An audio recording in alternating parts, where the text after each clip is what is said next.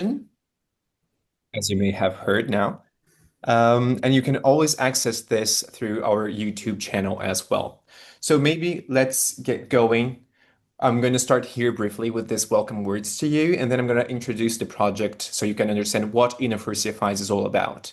We then will follow with Andreas Renner, who's the advisor strategic partnerships from goodcarbon, but he's also part of the consortium and he participates into the acceleration program. And then we're going to have Mika. I'm sorry, Mika, your, as always, your last name is very hard for me to pronounce. No worries, no worries. I know. From Impact Hub Athens, who's also into the forefront of the acceleration program. And then we'll also have Anna Melu, who's from App Success, also a partner, presenting how's the application phase and the important documents that you need to go through. And then we can close with a Q&A session. So thank you all for joining again, and let's get started. So, for CFIs, what is this amazing project about? So, this project actually became something from the idea that we identified some key challenges in terms of like climate change, water scarcity, food supply, biodiversity loss.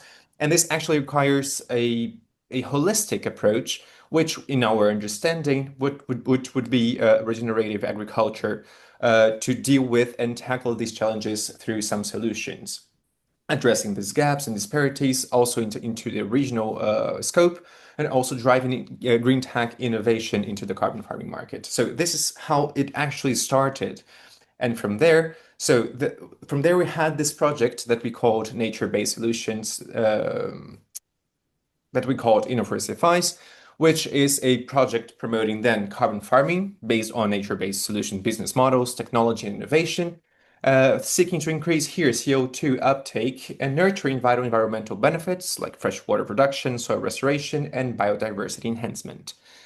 How are we organizing this then? So we are 21 expert partners. So we have 21 organizations across Europe that have been cooperating into these 13 European regions to deliver this technology and this knowledge to you into a program that is supported by the I3 program with a total budget of 9.3 million euros. So as you can see here, we have a duration of 3 years and we are almost reaching the end of this journey. Here are an overview of the partners that you're going to find within INNO4CFIs, the regions that we mentioned about, and now we can dive into the objectives. So we have a double-sided objective here. So one is to create this innovative carbon farming technology platform in which we are going to integrate different technologies and approaches and that are being tested in our living hubs, which are in Greece, Italy, Spain, with different perspectives and different technologies in each of these living hubs. And then we also have this acceleration program in which we're going to talk about today for carbon farming technologies with a minimum material 6 that promotes in eligible regions, and for this moment, it's the entire EU, to boost European market innovation in these terms. So, some questions here. So, what exactly is carbon farming? So, we already understood that one size does not fit all, and Europe has already taken this idea further as well. And for this, we started thinking about, well, peatland preservation, agroforestry, and what opportunities we have for soil and water and agriculture, which led to the technologies that we have been doing. So this carbon farming technology platform is supposed to redefine how carbon farming is made into a holistic approach and create a highly replicable and scalable business model. In other words, we're providing some technologies, but also we're providing a basis for the business model, which would be replicable and upscalable, so we can have this market, integrated market into these innovations. From our side, then, we have in these living hubs. So we're using AI and satellite technologies to monitor and measure how CO2 is captured. We also have a technology that desalinates water to increase availability of fresh water for irrigation, which also is added to this mycelium poach that we have for plants that increases soil availability and health, but also promotes a better irrigation through a horizontal agriculture. This is one part of the project. Now let's move into the other part of the project. So we have the acceleration program. We are within this acceleration program. You have we're supporting SMEs and startups with highly innovative carbon farming technologies into understanding, into getting business opportunities, and also joining afterwards our interregional market uptake hub, which is one of the perks of joining our acceleration program. This is actually added up to the peer-to-peer platform that we have. Although we're not creating a carbon credit certificate from us, actually we're facilitating how you can access these carbon credit certificates into the peer-to-peer platform, which means that it's verifiable, and also that you can follow up on its truthfulness. All these are being tested in, as I said, in our living hubs. So we have a living hub in Tuscany, in Italy. We have one in Attica, in Greece, one in Belgium, and one in Spain. So different technologies are being tested along the way, and different approaches are being tested along the way, so we can propose also the business model, as I mentioned. So this is a very holistic approach.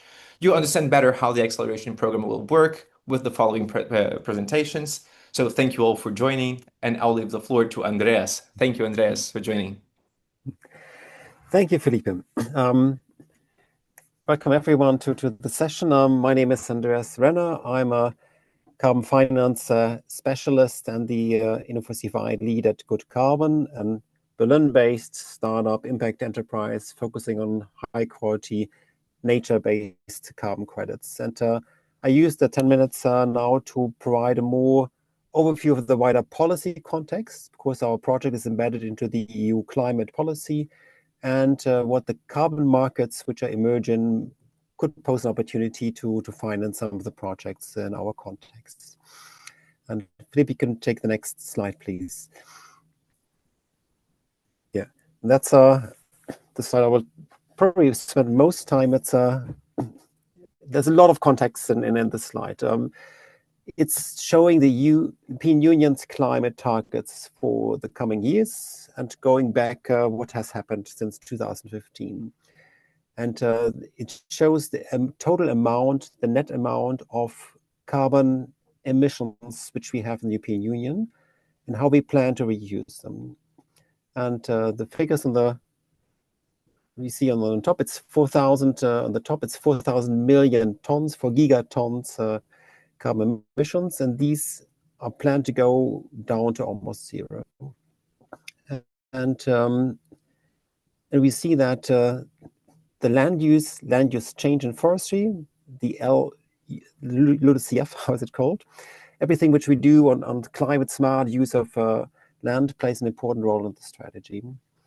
But from the overall picture, we see that most emissions go down. They've been going down since 2015, even since 2019, even since 1990, which was the peak where we had the highest emission in the European Union.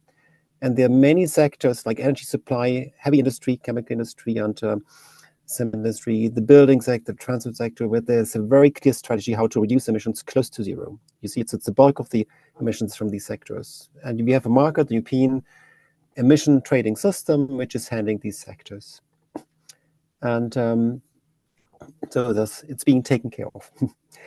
And when it comes to climate farming, which means climate smart use of land, we have to look at the very, very bottom of the slide, the green part, which is below the zero line. And even though carbon farming is not the most important sector from the overall volume, it's the only sector where we can actually create carbon sinks. So it's not about reducing emissions, it's about taking out CO2 from the atmosphere and storing it in biomass above ground in trees, or in biomass below the ground in the soil. And that's why it's so important for the European climate policy. If we want to be carbon neutral by 2050, there are sectors where we cannot reduce emissions to zero, so we need increasing carbon sinks. So what we try to do with INNO4CFI and all the other activities related to carbon farming and smart use of our land is to increase the sinks year after year. So the around 200 to 400 million tons every year are the increase of carbon, of biomass, of CO2 in the biomass which we have in Europe. And we see that there's one sector, also agriculture, at the very, very top of the graph. These are the non-CO2 climate greenhouse gas emissions, methane and others, which are very difficult to reduce, partially linked to livestock and others. So we really need the sectors, regenerative agriculture, peatland restoration, forestry to create the things which we need to reach a net zero by 2015. And by the way, these are also the targets which are discussed in Brazil at the moment. Everything beyond 2030, it's the discussion how to reduce the carbon emissions. If we go to the next slide, can take a closer look. So what are the sectors we are looking at? So the target which the European Union defined for the year 2030 is to create additional carbon sinks of 310 million tons every year, year after year. And the major sector which is contributing to these carbon sinks is the forestry sector. At the moment, it's almost responsible for the entire volume. And then we also have cropland, grassland, like farmland, and peatland, which as of today in most countries across Europe are still carbon emitters. So they're not creating carbon sinks, but the balance is still in a way that they're still emitting more carbon than they actually absorb from the atmosphere. So that's why regenerative agriculture, peatland restoration, sustainable use of grassland are so important sectors, because here the European Union wants to switch that these sectors become carbon sinks rather than being a source of emissions. And on the right-hand side, we see that there are some kind of leverages which are possible to ensure that we can increase these carbon sinks year after year, because at one stage you will have a maximum what a certain area, a certain piece of land can absorb, but you can take out biomass and produce wood-based products, for example, like 35 million tons CO2 every year is stored by taking out timber and producing products from wood, like buildings and furniture, etc. And the other one is BECCS, bioenergy and carbon capture and storage.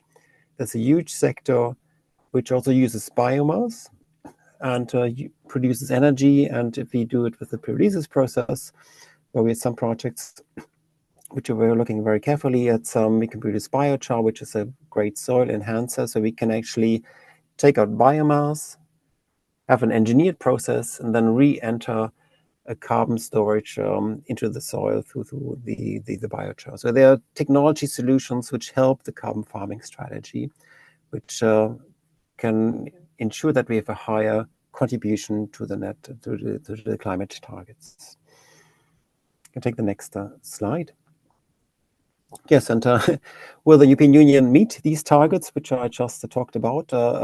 Unfortunately, most likely not.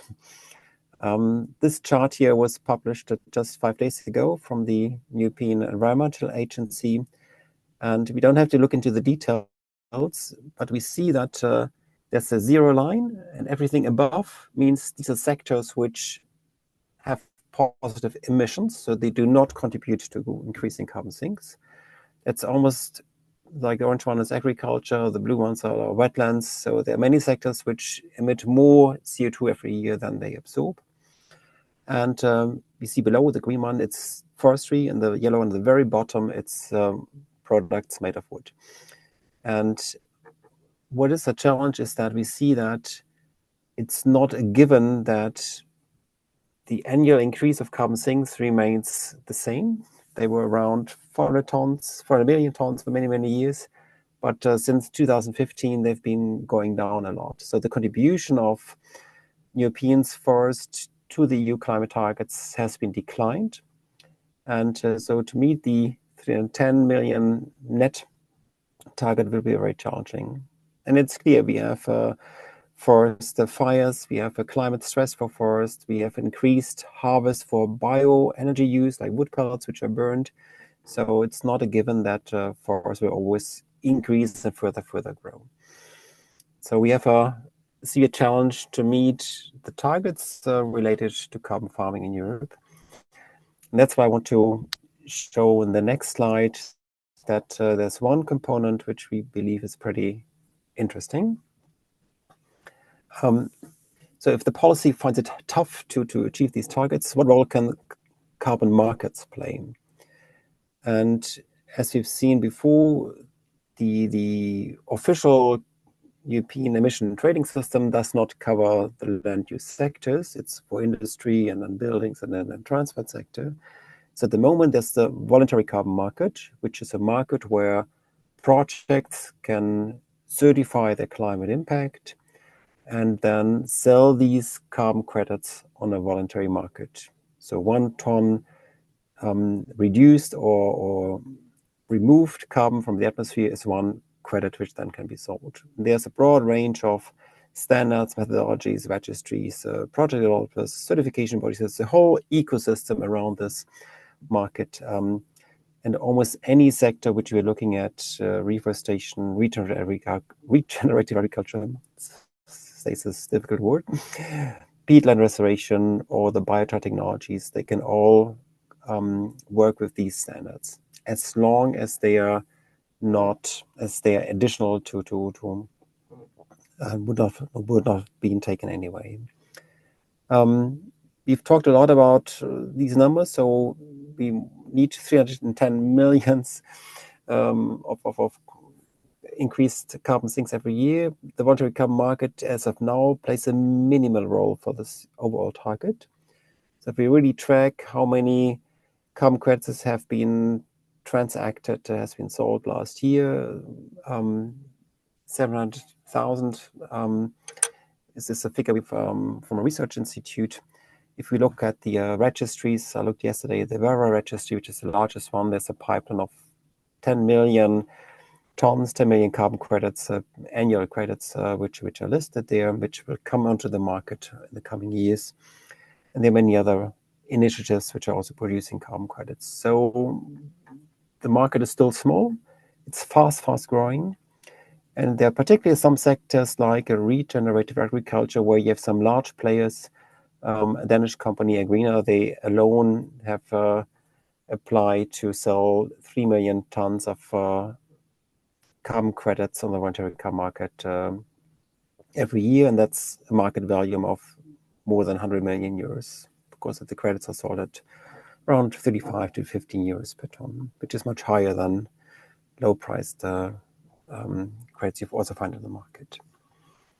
And demand is increasing. You find a lot of corporate net zero strategies which play an increasing role. SBTI, a network of 7,000 businesses, they put pressure to really focus on high-quality credits, removal credits, not those cheap credits from, let's say, tropical avoided deforestation projects. Let's move to the last main slide. So we do have the voluntary carbon market. We do have the formal climate policy. So how does this project-based system and the policy level work together? And the answer is it's still challenging. There's no coherent strategy as of today, but things are developing. So one key challenge is if you work with carbon credits on the voluntary carbon market in Europe, the European Union has the policy to say, look, any carbon sinks which are created, they will be accounted in the formal climate target, these national determined contributions, NDCs. These are the figures which are discussed in Brazil at the climate summit at the moment. So everything, even if a project is financed through the private sector, through a private project, the impact will be accounted on the EU level, so they can show it's a contribution to the European climate targets. This has the negative impact that if you sell a carbon credit from a European project, you cannot make the claim that you are offsetting your, like if a corporate buys these credits, that they can offset their emission to become a climate neutral company. That's you can make the claim that you're contributing to the national or the European climate targets, which means that these carbon credits, they cannot be used for mandatory schemes. Like you have a scheme in Europe now, CORSIA, it's a carbon offset and reduction for the aviation industry. And here the European Union would not accept that carbon credit would be sold into this market, of course, so it would then be double claimed, double counted.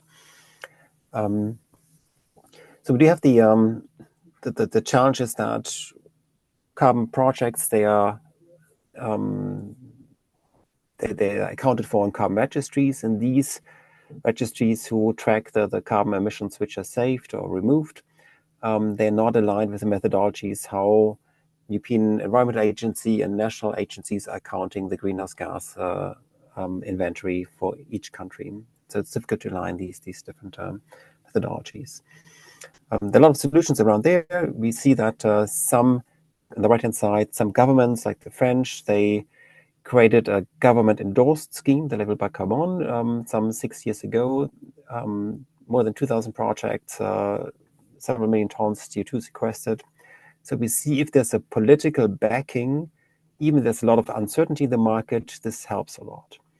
And what we now have is that on the European Union level, there's been, or the carbon removal certification framework is being developed. So we will have a formal government policy endorsed schemes to ensure high quality carbon credits. So everyone who's developing a carbon project with a standard, they can be accredited by this formal scheme, which would give much more planning security, even though you cannot make offsetting claims with that European scheme. And just last week, the European Union decided that they want to accept 5% of international carbon credits to achieve their 2040 climate goals. That's controversially discussed, but it shows that the European Union accepts that there's an important role for carbon credits, which are generated through, on a project-based levels, through carbon farming and other initiatives. So there's a formal endorsement that this market plays a role, even though in this case they will purchase credits from outside Europe, because the one inside Europe already count for the European target. So to avoid the double counting. So we go to the last slide, summing up. Carbon farming plays a strategic role for EU climate policy. It's the only way to counterpart the emissions which we'll even always have. So it's the only way to create carbon sinks. The voluntary carbon market is growing quickly. It will benefit from public endorsement and make a positive contribution to the land use change and forestry, LULUCF targets. And with our INNO4CFIs program, we believe that innovation technology is needed to identify and scale successful solutions, both on the ground, where actually growing trees or restoring peatlands, etc., or to build the market. We need a lot of new innovation with regard to monitoring, reporting, verification of carbon credits, carbon accounting, innovative finance schemes, and everything else. So there's a whole set of innovation and technologies which is needed. And with the INNO4CFIs program and the accelerator program, we want to boost these technologies to make a positive contribution to the EU climate policy. Thanks very much for listening, and call me anytime if you have further questions on that topic. Thank you very much, Andres. Well, just a reminder, as Andres said, you have access to both the webinar chat and to the Q&A, so you can always leave your questions, but we will also have by the end a moment to answer these questions. So now, following up, let's maybe hear from Mika. Hello, everyone. Do you hear me well? All right. So my name is Mika. I'm the acceleration lead of the INNO4CFIs program, which is powered by Impact Hub Athens. The main goal of this program is to empower carbon farming and climate pioneers. we're supporting 40 promising solutions which demonstrate a strong market potential, and we accept companies with TRL 6. TRL stands for Technological Readiness Level. You can proceed. Okay, so Impact Hub is a global network of impact makers with a presence in more than 60 countries around the world. And we have, let's say, a goal by 2030 to reach 100 million impact makers. So you're going to be part of it, which is really exciting.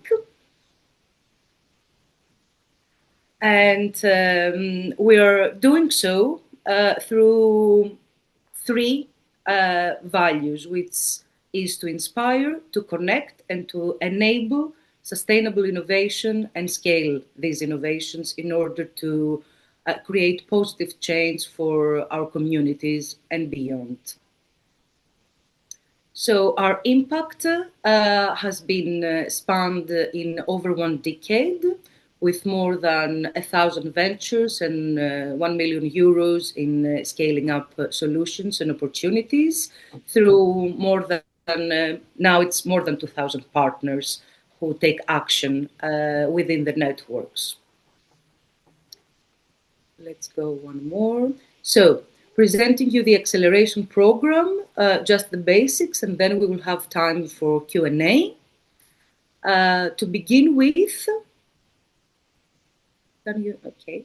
So to begin with, I'm going to present you the program benefits. So to start, we are focusing on a 3-month tailored program, which is designed to refine your market and your technology validation strategies and to advance the solutions up to TRL 9. We offer expert guidance towards compliance with the circular economy and regulatory compliance standards and the European Carbon Removal Certification Framework.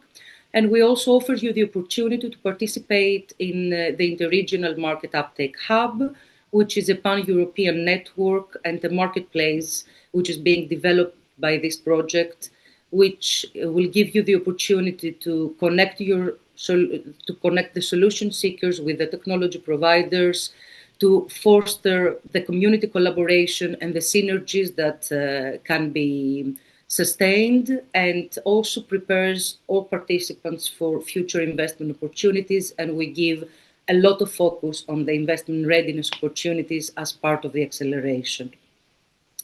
Now, in terms of one slide after, please.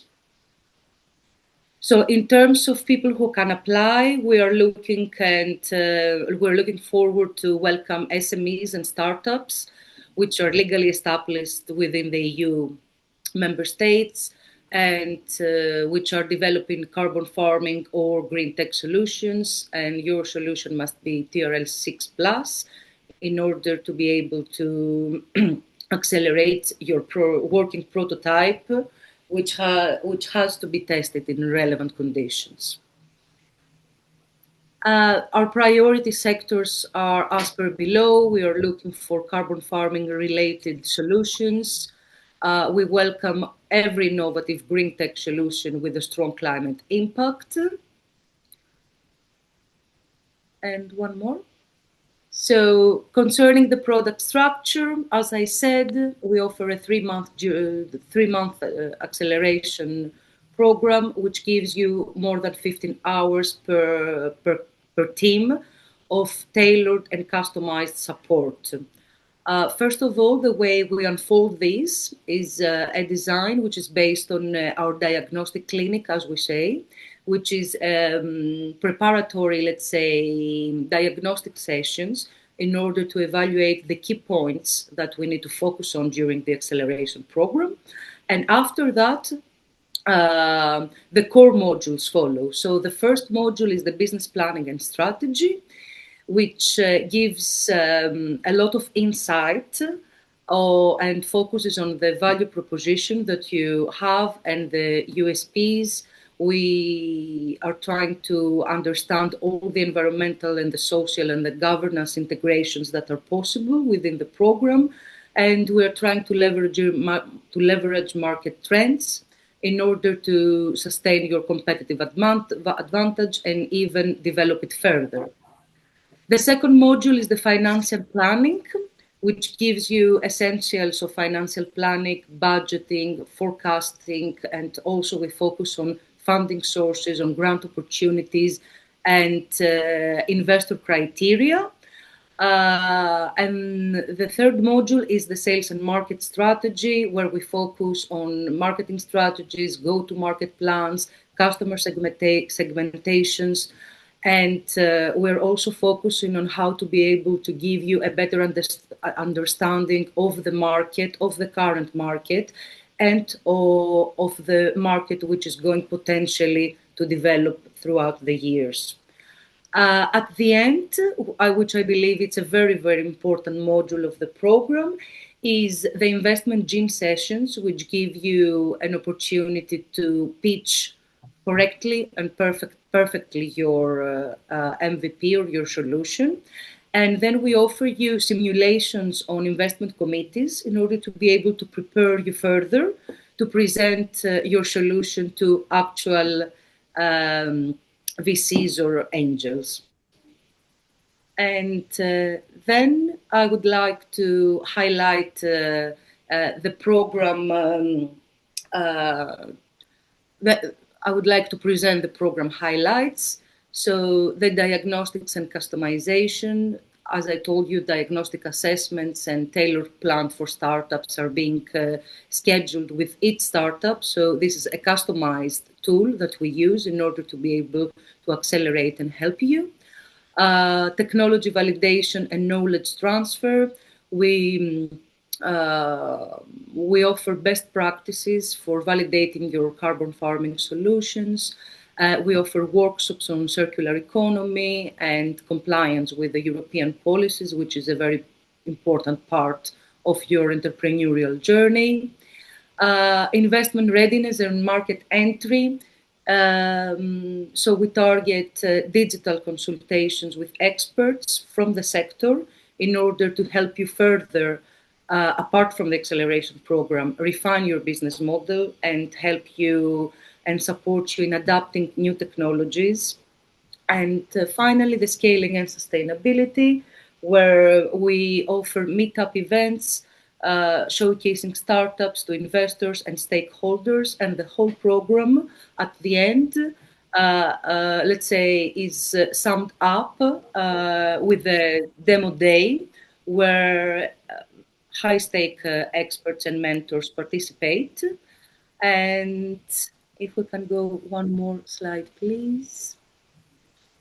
And as a lead, I would also like to draw your attention that this journey is your choice and your commitment. So some commitment is being needed for sure. So you need to attend and actively participate. You need to be prepared. You need to source material and study before each session. You have to track your KPIs and come with updates. We communicate transparently throughout the program, and we support peer learning. We share insights. We support collaborations through different workshops and one to few sessions. And we also celebrate the outcomes with the progress meetings and the demo day, as I told you before. The timeline is as per below. The application period ends on November 24, so you really need to go and apply. Through November and December, we evaluate, select, and onboard the eligible startups. And the acceleration modules begin January, very beginning of January, and the duration is 3 months. So we will complete the 4 modules of the acceleration program at the very end of March, and the demo day for this cohort will be realized within June of 2026. And some numbers regarding the acceleration program so far. The first and second cohorts have supported 16 startups in total. We have 4 seed funds and investment and investing agencies, and more than 24 experts. Now this number has gone up to 35, if I'm not mistaken, from environment, business, and other related sectors of the market. We are trying to realize and create for each cohort 5 collective meetups with inspirational talks, with project pitching sessions, and the demo day, of course. And as mentioned already, we offer 15 hours and more of individual consultation and support per startup. And if we believe that you need further support, of course, we extend these 15 hours in order to be able to help you to complete the program efficiently and successfully. So we're happy to clarify questions, and we're looking forward to see you in the 3rd cohort. Thank you very much, Mika. Maybe we can leave the questions to the final Q&A session after Anna's presentation for the application process. And also you can always send a message directly into the webinar chat or the Q&A. Okay, so thank you very much, Mika. Now let's hear maybe from Anna. Anna, want to take over here? Yes, please. Thank you very much. So I'm Anna Melu. I'm here also with F-Success. We are the open call management team for this acceleration program. I'm going to share my screen, and I would appreciate if someone told me if you can see it.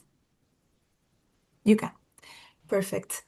So what I'm going to do is to very quickly go through the process of applying to this open call and call your attention on the main documents that you need to consider and really read carefully before submitting. So this is our website. I don't know if you've been here. The INNO4CFIs website is a very nice one. It has all the information that is relevant for the project.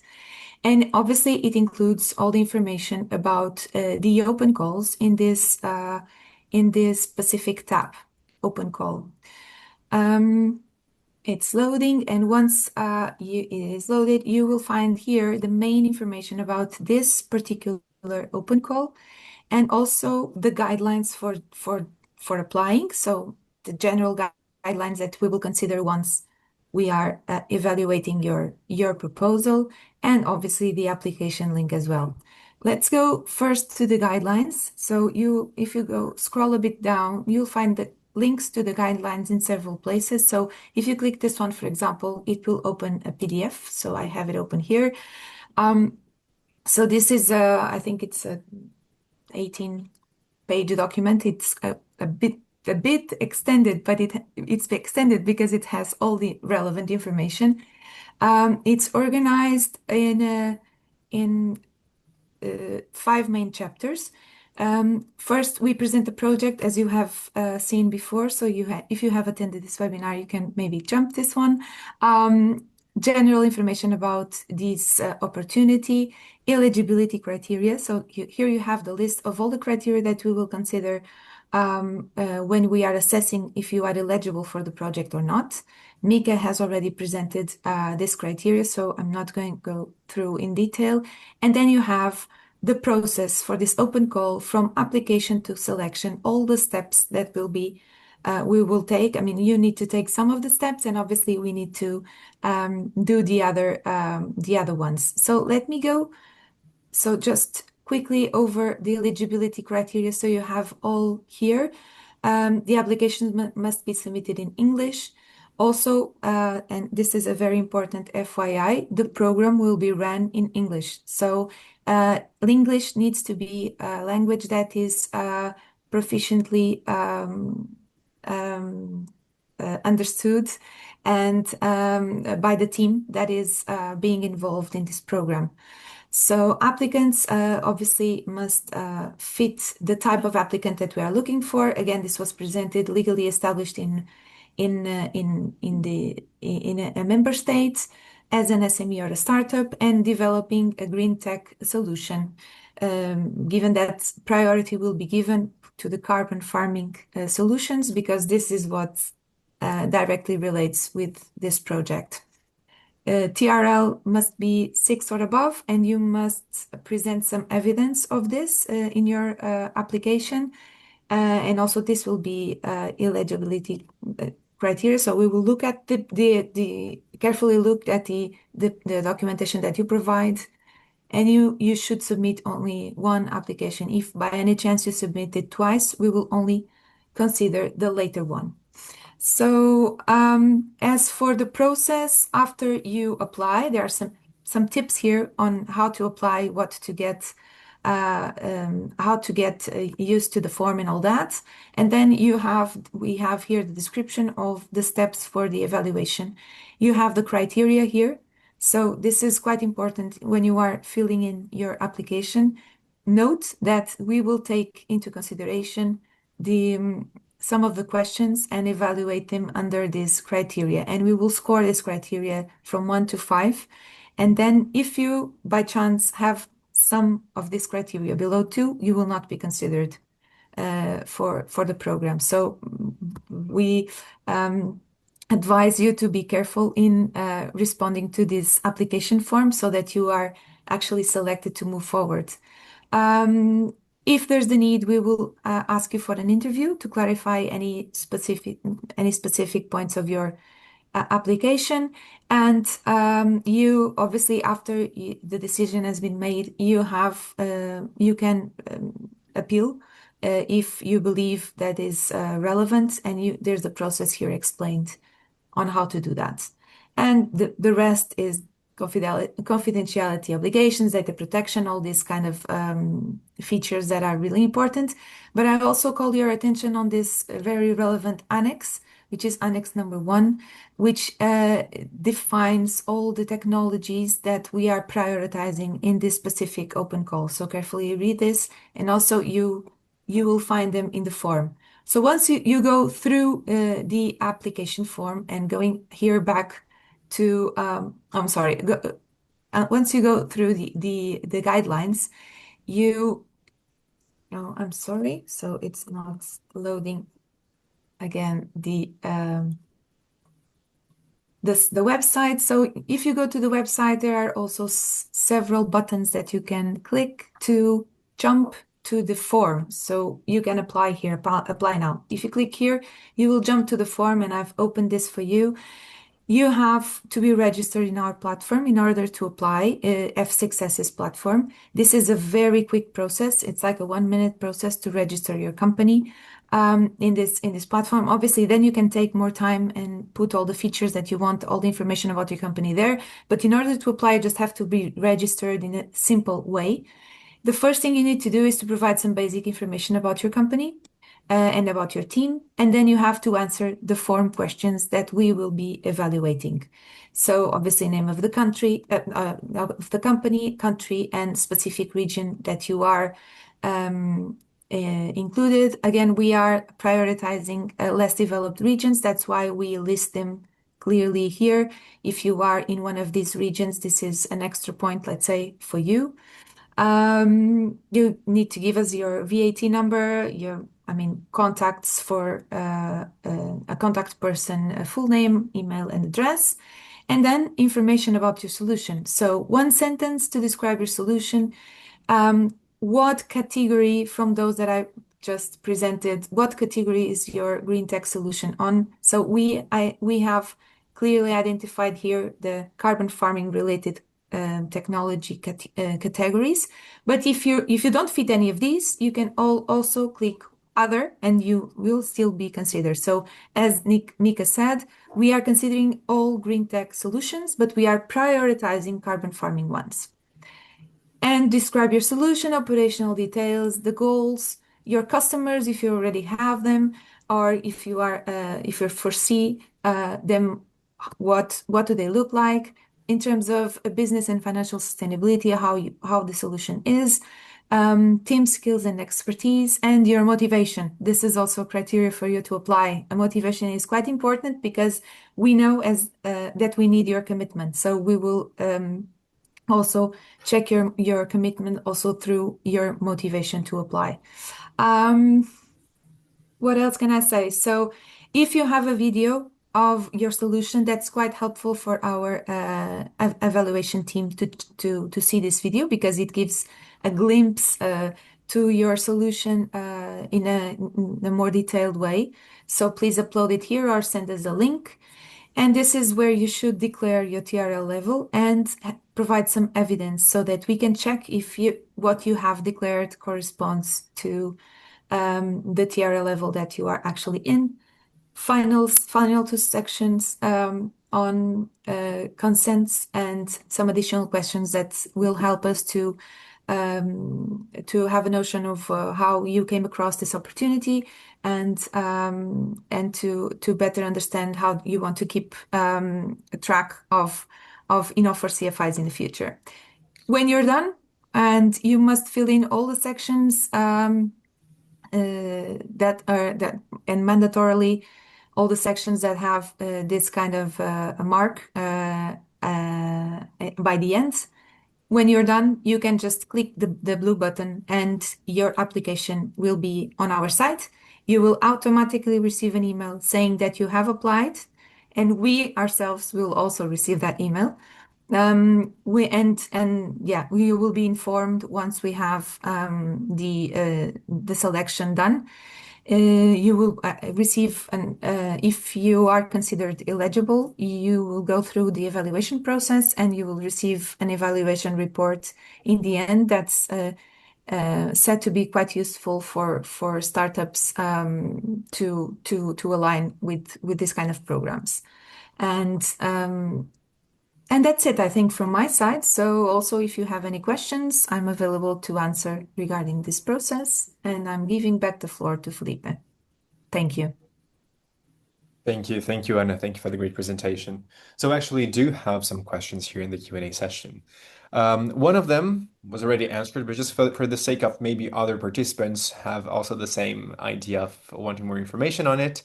We had a question asking as to why the LULUCF didn't change during the years in the chart, directed at Andreas, I suppose. And Andreas has already put the link to the European Environmental Agency with this information.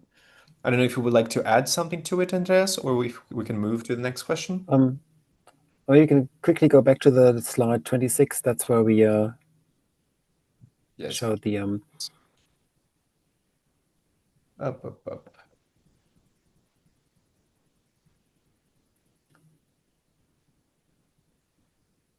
Let me go back to it. 26. Can you see my screen? Yeah. Wonderful. There. Yeah, I mean, the question was related to the carbon farming related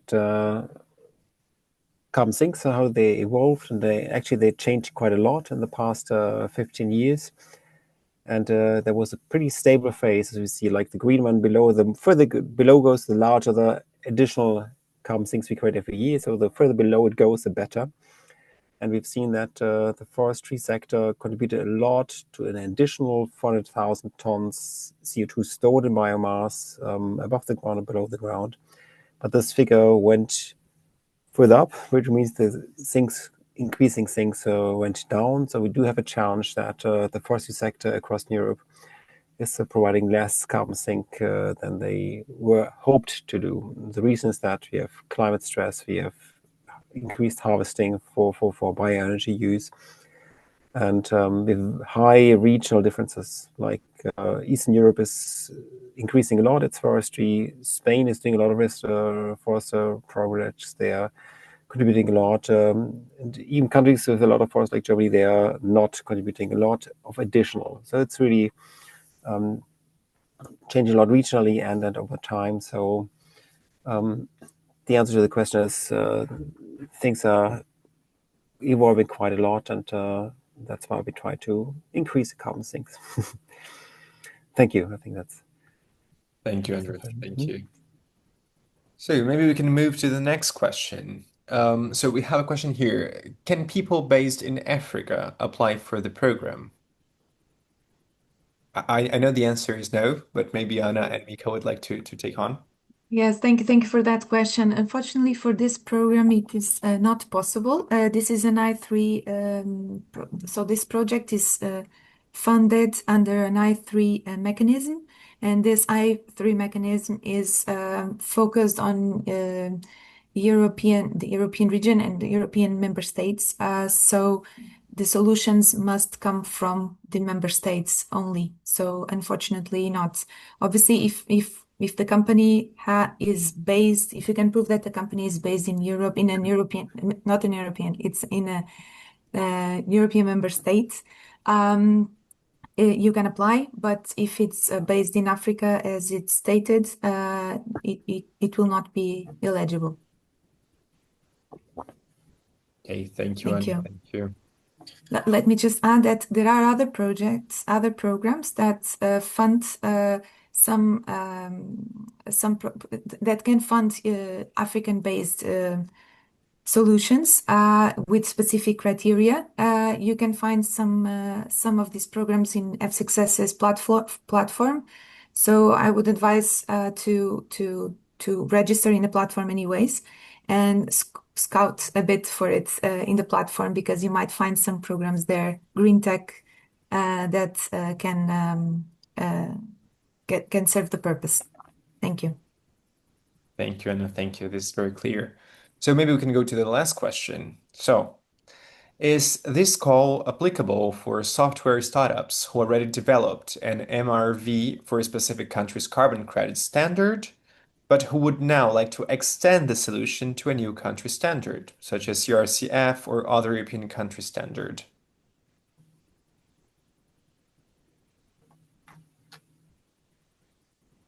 So, can they apply to this open call?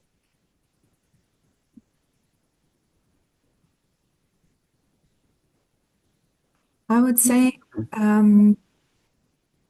mean, in principle, there's nothing preventing you from applying, at least to meet the eligibility criteria.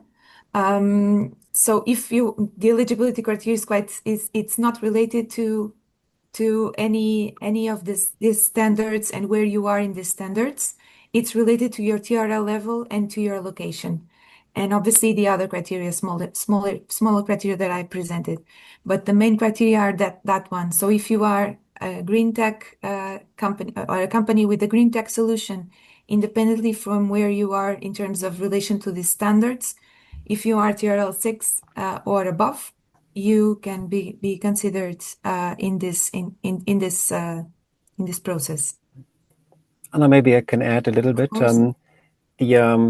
The monitoring, reporting, verification (MRV) is a very important part of the overall carbon farming scheme. So, a software company in that field is definitely of interest for the program.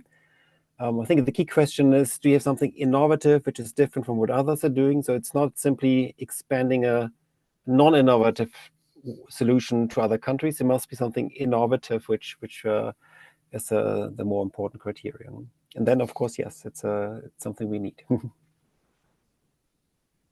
Good, good. Thank you for this clarification. We have one more question, as a matter of fact. So Carlos asking, our company is from Spain, and our products, technology, and software are also from Spain, but our first commercial deployment was in Qatar. Does this qualify? If you are able to prove that your company is officially registered in Spain, as the headquarters is in Spain, provide a VAT number from Spain and like an address. I mean, if the company is in Spain, as you are saying, this should not be a problem. Thank you. Thank you for In any case, let me just say that if any questions arise regarding location, we will reach out to you, Carlos, or anyone that is listening. We can always reach out to you to try to clarify them during the process of evaluation. Thank you. Thank you, Anna. I don't see any further questions for the moment, unless we receive any other in the following minutes. Would you like to add anything to it? Andreas, Anna, Mika, any kind goodbye words? No, just like to say to Carlos that as you're based and you're manufacturing in Spain and you provide the TRL 6 Plus, you're definitely into the criterion. You can definitely participate. Deployment is irrelevant to the country of origin of the company. So we're really looking forward to see your MRV solution. Wonderful. Wonderful. Thank you very much for this, Mika. If there are no further questions, maybe we can close then. Well, thank you to all the speakers for joining and for presenting. Thank you all for also participating in the webinar and asking your questions. And also, if ever you come across any other doubt, we're more than available to answer to any of your questions through the open call email that you find also in the direct page for the application and also directly in the discussions into the F6S application page. Thank you very much and see you next time. Thank you, everyone. Thank you for We're really moderating. looking forward to welcome you into the program. Bye-bye. Bye-bye. Thank you. Bye.